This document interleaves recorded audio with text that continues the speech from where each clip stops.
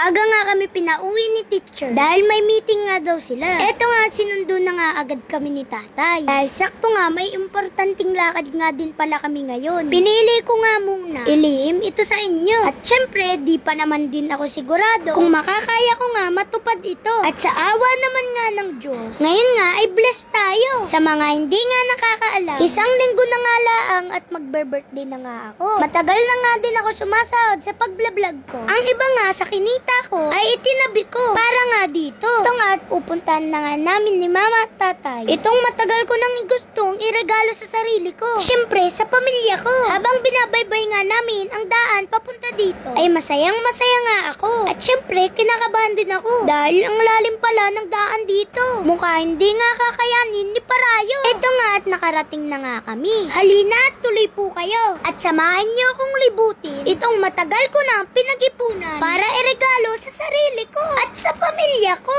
Sa unang pagpasok nga ay makikita mo nga agad ang higaan at may pa-chandelier pa. Kaharap nga nito malaking TV at tamang-tama nga ito sa akin at sa mga kasama ko na gusto palagi nakalapat ang mga likod na pirming nakahilata. Napakaganda nga nitong nakuha kong ito at kumpleto na nga ang gamit at gagamitin na lamang. Dito nga sa paglabas ay may malawak nga din na space at tamang-tama nga dito na din ako magbe-birthday. Hindi pa nga ito natatapos dahil may roof deck nga ito. Siguradong ito nga ang favorite part nila mama at tatay. Siyempre magugustuhan din ito ng mga lolo ko. Go!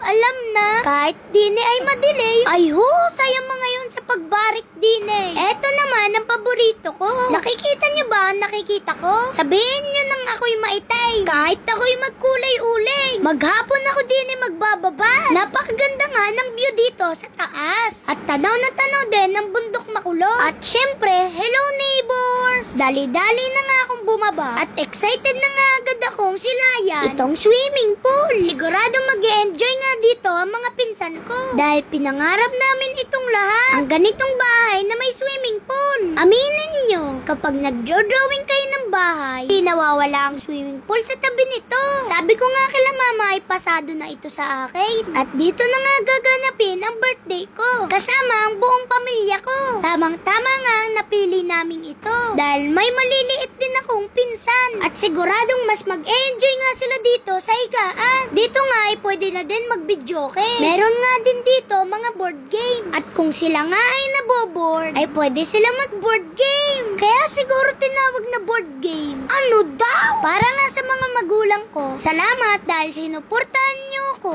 dito sa wish ko para sa birthday ko. Salamat kay mama dahil tinago niya na maayos ang sahod ko at hindi sa Shopee nagpatukso. Siyempre sa ngayon, mangangarap na nga muna tayo dahil renta pa nga lang ang kaya natin. Guys, libre lang ang mangarap pero hindi tayo papayag na habang buhay na lang ito magiging pangarap. Malay natin, banda rito, banda dyan ay magkakaroon din tayo ng ganyan. Abangan niyo ang part 2 sa birthday ko. Huwag kalilimutan mag-follow, like, and share. Salamat sa panonood. Thank you, Lord.